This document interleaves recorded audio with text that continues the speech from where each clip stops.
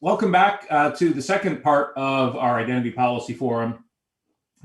We talked a lot in the morning about the problems with inadequate digital ID. Now we want to shift to talking a little bit about some of the potential ways that we can actually start to make things better. So I'm really thrilled now to welcome Congressman Bill Foster to our virtual podium. Many of you have had the pleasure of hearing from him before on this topic. He's been an amazing leader the last few years on a variety of issues around digital identity and authentication.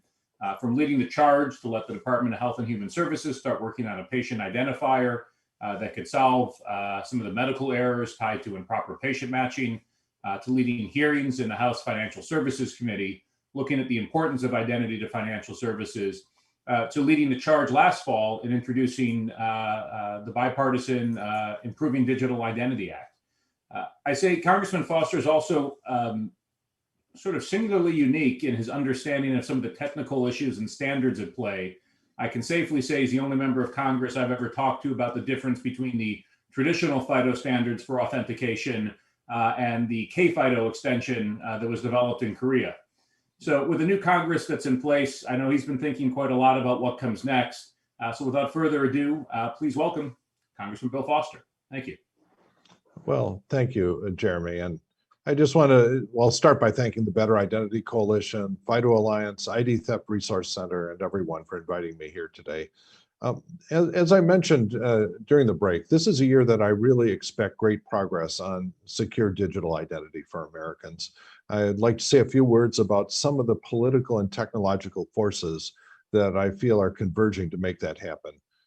First and foremost, the COVID crisis has just laid bare many of the inadequacies of the identity system in the US, particularly as our economy becomes more reliant on the digital space, both in our efforts to combat the epidemic and in our ordinary lives. You know, just to pick one example, we saw over 1 million stimulus checks that were sent to dead people. And for millions of others, the stimulus checks were delayed because of difficulty in verifying who was eligible, where they lived. And that's particularly true for low-income Americans who might not have filed taxes every year. We saw thousands of PPP loans to small businesses delayed because it took too long for banks to conduct know your customer background checks on new customers. And it's just clear that there are many, many points of friction in the federal government's effort to connect with Americans. Digital ID would make direct distribution channels seamless to Americans, saving Americans the time and money to help us all move more quickly during economic and healthcare crises such as the one we're in.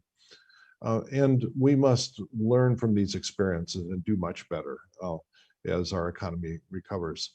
You know, at the same time, American consumers and businesses are they're continuing to become more and more disgusted with the time and money wasted through identity fraud. And they're demanding to know what we can do as policymakers to equip people to safely interact in the digital marketplace. You know, phishing attempts, ransomware, malware attacks are, they're routine and becoming more sophisticated. And a digital identity would allow a lot of those to be fought much more effectively. There are a number of other forces that are converging. I'll just sort of maybe list some of them. One of them is simply the deadline for implementation of the Real ID and digital driver's license, which I believe has an October of this year implementation date, finally. And it's going to be required for air travel next fall. And that date, I believe, will be one of the major things forcing action finally on immigration reform. There'll also be a huge desire to carry that ID on a cell phone. And so I was really encouraged to see a session, I think later today, on digital driver's licenses, which are the embodiment of secure digital ID. That also takes advantage of the unique role of government to maintain a biometrically deduped set of list of US citizens and those who are legal to live, work, pay taxes here. There also have been a lot of relevant technological progress, even independent of government action. The use of a secure enclave on a modern cell phone as a FIDO second factor device is a huge step forward in the feasibility of this for many Americans. And the increasing use of privacy-preserving biometric sensors on those smartphones to pair human beings with their smartphones as a means of providing digital online authentication of a human's identity. And those are going to be transformative. They already are. Uh, Another thing is the near universal access to cell phones. In the US, I think over 95% of people now have access to a cell phone. And there are bipartisan efforts to provide universal and especially rural broadband to make those cell phones useful everywhere. Constellations of satellites are being launched to soon that will make this a reality even in the most isolated locations. And I was amazed by this, but you can get a pretty decent smartphone with, a 5 megapixel front camera and a 5 megapixel back camera for $99, and a bare bones data plan for something like $10 a month. And when you look at the spectacular success of telemarketing during COVID, it makes it clear that providing cell phones, particularly to those without a lot of means, is a very cost-effective thing to do for Medicaid reasons alone. And will provide then a universal platform to authenticate and to provide a secure digital ID for all Americans. The federal stimulus payments, as I mentioned, just highlight the need for a high quality dedupe list of who is eligible and a means of authentication to receive those payments. One of the many uses that we could probably spend the next half hour going through the long list of government uses for a secure digital ID. That's one of the reasons that I, along with Representative Katko, who will, I think, be speaking to you tomorrow, introduced the Better Digital Identity, Improving Digital ID Act, is to get the government part of identity working much better than it currently is, and get all of the government agencies that will benefit from a better means of people to authenticate who they are. Get them in the same room and get them moving towards, at least on the government end, in making this a reality. Electronic health records, as Jeremy mentioned, are crucial. This is being highlighted by the need for the vaccination records, appointment, eligibility criteria for vaccinations. All these sort of things would be made massively easier with a secure digital ID and a means for citizens to demonstrate who they are. We've had, I think, pretty good luck over the last 3 years at moving forward the repeal of the ban on a unique patient identifier for all Americans. And I view this as sort of an indicator, a windsock to say which way the wind is blowing. Because in 3 votes in the US House over the last 3 years, repealing the ban on a unique patient identifier went from something that was proposed that just went down in flames to passing with a bipartisan majority to passing unanimously last time we brought it up, with a big part of the political motivation behind that being the opioid crisis and the need for an opioid prescription database, for which a crucial part is a biometrically deduped list of at least everyone who's taking opioid prescriptions. Another big force on the horizon are central bank digital currencies.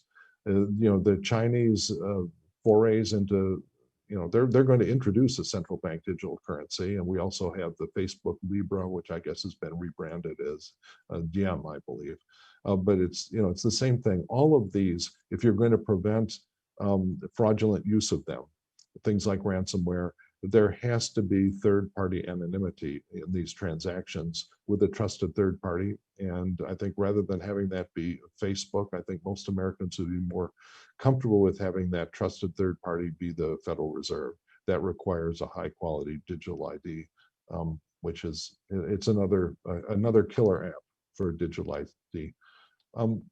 Another interesting set of forces have to do with bipartisan concern over voter fraud and voter suppression. Digital driver's license, when implemented, and ties a person to a unique address where they live, work, pay taxes, can provide a guarantee of voter access and prevent many kinds of voter suppression. And it can also guarantee that the ID cannot be used in multiple locations. which is a big worry, particularly on the other side of the aisle. And I suppose it cannot really be used by a dead person either, which is a well-known problem in the Chicago area. And then finally, as I mentioned, comprehensive immigration reform. This is a real priority with the Biden administration, and a roadblock to getting a secure digital ID. When we get past that, I think that will clear away that major roadblock where the fundamental bargain that was at the heart of the 2013 Senate passed comprehensive immigration reform bill, which is simply that we would have a tough but fair path to citizenship for the 10 million or so law-abiding people who deserve a path to citizenship. But then in return, we would have real enforcement of E-Verify. So it was no longer going to be possible to hire someone who is not legal to hire in the United States. That bargain, I believe, is still accessible and will be a huge step forward towards getting political buy-in on both sides of the aisle for a real secure digital ID. Anyway, this just happy to see you keeping things going on this, particularly on the technological front. And I think there's going to be a lot of political progress to go along with that in the coming year. Great, thanks. Appreciate your comments today. First question, I think that's on my list, but I think also, sorry, my camera keeps deciding to lose focus on me and then it finds me again. Can't identify me, go figure. Questions, have been, I think that a lot of folks are interested in. Obviously, the bill that you and Congressman Katko put out last year got a lot of good positive attention. Any thoughts in terms of reintroducing that bill this year and what the process might be around that, along with prospects? Yeah, well, I think the positive attention that it got will continue, and we do intend to, reintroduce it. I think its prospects are better now that the Senate is not going to be purely the place where we send good legislation to die. Really the bipartisan recognition that the time has come to raise our game. But Jeremy, you have to tell me those are not 8-inch floppy disk box behind you on the shelves there. This is all a virtual background. My home office is much less interesting. Okay. But I'm thrilled that it's so virtual that it almost looks real. I might have some in the attic, some floppy disks. Next question I wanted to ask, let me follow up a little bit more. You were talking about central bank digital currency, and I know you've had a lot of interest in a digital dollar. Talk a little bit more about the role that strong identity infrastructure is going to play in helping make the shift to that platform. And just to load the question up a little more, our opening keynote this morning was the Deputy Director of FinCEN, Michael Mosier, who was talking about, I think FinCEN's now seeing collectively more than $1 billion a month in identity-related cybercrime. So wondered if you could provide some thoughts on both of those topics. Yeah, well, I think there's been a long debate about what the appropriate design for a central bank digital currency should be, or even if you should have one. I think that one thing that people don't realize is that each one of us already has an account with the federal government. When you decide, oh, I'm going to take this year's tax refund and apply that refund to next year's tax payment, well, guess what? You have an account with the federal government. And with that account goes all of the concerns about identity fraud. And in fact, fraudulent claiming of IRS tax refunds is over $1 billion a year in fraudulent transactions. So we're already facing this problem in that one area as a government. And it's an ancient suggestion that you simply say, okay, you have an account with the Federal Reserve or the federal government, and that when I want to pay Jeremy, $10, that we both authenticate ourselves to the Federal Reserve, and I identify my account and authorize a transaction, and then the Federal Reserve transfers $10 of balance from my account to his. For that sort of transaction, we don't have to know each other's names. So that sort of third-party anonymity comes close to cash. It isn't quite the same as cash, because I think in the end, the fact that electronic cash transactions, financial transactions, operate so rapidly that we cannot afford to lose the control point, either of having third-party anonymity, or, in the case of physical cash, the control point we have is you have to move that cash across borders, or, leave it in a secret Dropbox somewhere. It's somehow, and that allows you a chance to catch the bad guys in a way that can't happen, with ransomware, for example. And so if you, and so I think there really isn't an alternative to having, high quality digital authentication. You don't have to know the person's name, but you have to know there's a real legally traceable person there. And that, I believe, is going to be an advantage to the countries of the free world that have a trusted court system. Because ultimately, when you decide that, well, someone dragged you off into an alley, put a gun at your head, said, get out your phone and transfer a bunch of your digital cash to some other, to my cell phone, that's not going to be, that you're going to want to be able to go to a court, verify who you are, that the transaction was, fraudulent, mistaken, or criminal, and have that transaction reversed. And also to de-anonymize the person on the other end of that transaction. So again, I believe you will need a trusted legal system behind these. And if we play our cards right, the free countries, the free democracies of the world will have a competitive advantage that China and the non-free countries will never be able to touch. Thanks. No, it's some good points. I wanted to ask a question. So, somebody who was, in the comments flagged, this year will be the 10th anniversary of the NSTIC program, the National Strategy for Trusted Identities in Cyberspace from the Obama administration, which I think a lot of folks on this know. I, led the program office on that for a few years. And they were asking a question I was wondering about as well, which is, we're talking a lot about the same issues, but we've been through a pandemic the last year that I think has really made it just much more clear to everybody how important digital identity is. Now, I know last year you were named by Speaker Pelosi to the House Select Committee on the coronavirus crisis, which I think was looking not just at the health issues, but also more broadly at the country's response to it. There was a panel right before you where we had everybody from folks from the SBA to Google to an online notarization company, all talking about how the inadequacies of what we have in the US in digital identities really hindered a lot of different aspects of the country's ability to respond to the crisis. Everything from delivering pandemic benefits, shifting from, well, what would have been an in-person environment a year ago to this thing we're doing now. Are you seeing the pandemic, build more of a case for investments here in this space? And, are there things that you're looking at within the select subcommittee on the coronavirus that, where identity might play a role in the response? Yeah, and part of what we're going to be doing in the coming year or coming session of Congress is going to be having an after-action review and to look laterally at other countries and what they did better.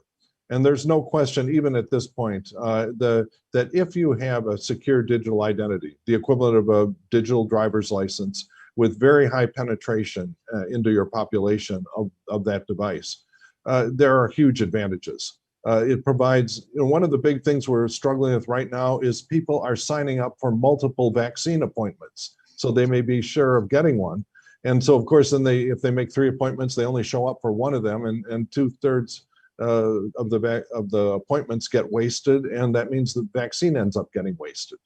And so just the efficiency of having a unique identifier, so you can say, here is your priority, here's your place on the priority list. If people wish to get contacted, they can then get contacted when their area has vaccine available with a list of places where they can get, and they can use that same authentication to reserve a place in line to get their vaccine. And the countries that have that in place have had a huge advantage in, not only vaccines, but in testing. And there's going to be an interesting discussion around the world having to do with vaccination certificates. And there's already a fraudulent business where people who don't want to take the vaccine go buy a fraudulent certificate from some corrupt pharmacist or something like this, or a fraudulent test certificate if they don't pass the test. And so, these are the sort of things where you're going to need a high quality, biometrically tied identity to make sure that people are not cheating on this. Yeah, thanks. Now, some of the vaccine certifications, it's an interesting topic. There's been a lot of discussion in parts of the identity community around creating, what would be a passport to prove that you've been vaccinated. But of course, we're now at a place where there's millions of shots going into arms right now, and we don't have the infrastructure in place. And so the question is there a way to catch up? I wanted to ask one final question. Yeah, with a high quality digital driver's license, that type of product installed on essentially everyone's smartphone, then adding just an additional credential that says yes, you are vaccinated. That's an easy project to add.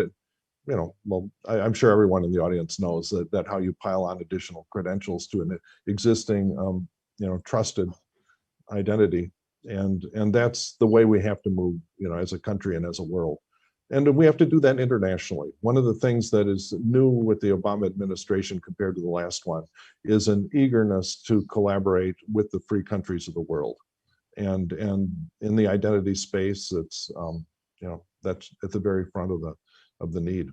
Yeah. Well, let me ask you one last question about the new Biden administration. So the bill that you and Congressman Katko put out last year, while it's legislative in focus, a lot of it's really focused on trying to get the executive branch to take a White House-led whole of government approach. And I think the philosophy behind it's interesting in that it recognizes that authoritative identity sources are split right now between the federal and the state and the local level, and it calls for bringing all of those parties together under the auspices of the White House to essentially figure out how do we address this with the systems that we have today going forward, rather than, I think, some of the more outdated ideas we've seen of, oh, we need a new national ID or something like that. Obviously, it's a new administration with a lot of new ideas. A lot of what was in the bill could be driven through executive action, like an executive order. I wondered if you had any thoughts or views on what you might want to see the new Biden administration do here to try to jumpstart action. Well, they see that one of the real mandates is to make government help people in their everyday lives. And a high quality digital ID would be a very visible way of delivering on that promise. Just, the amount of time wasted by everyone, everything from spending time on hold when someone steals your credit cards and starts using them in some foreign country, or you have to replace your credit cards, or just the long list of ways when you go into some new clinic and have to spend half an hour filling out forms that are already present on many other computers elsewhere. Just a unique patient identifier alone would save, their estimates above 100,000 people a year would be saved by that. And if that's true, we can actually start reversing some of the lives that were lost in the pandemic by positive government action to save people's lives. Great. Well, I really appreciate you taking the time to come talk with us today. By the way, we've had, I think, between our live stream and the Zoom, about 300 people during most of this time. So, definitely a good audience. Appreciate your partnership over the last couple of years working on this issue. And we'll look forward to working with you in the months ahead. Yeah, the finish line is in sight in this. I think we're one of the only benefits of COVID is that it just made it clear to many people that the time is more than past. So we'll